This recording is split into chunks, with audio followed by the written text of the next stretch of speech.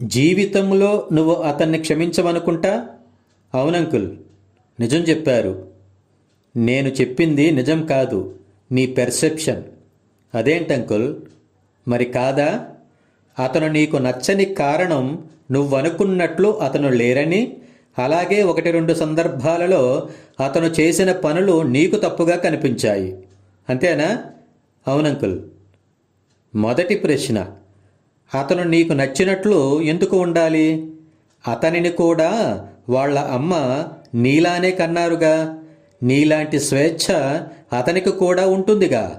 ఒకవేళ నువ్వనుకున్నట్లు అతను ఉండాలి అంటే మరి ఎదుటి వాళ్ళు అనుకున్నట్లు నువ్వు కూడా ఉండాలిగా. ఉంటున్నావా? లేదే. ఇక రెండవ ప్రశ్న, అతను చేసే పనులలో నువ్వు చూసే దృష్టి నీ కోణంలో ఉంది, అది తప్పు కాదా?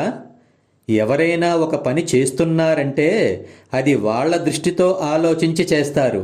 అలాంటప్పుడు నీ దృష్టికి అది ఎందుకు సరిపోవాలి? కనుక యథా దృష్టి తథా సృష్టి అని గుర్తుపెట్టుకో. జై హింద్.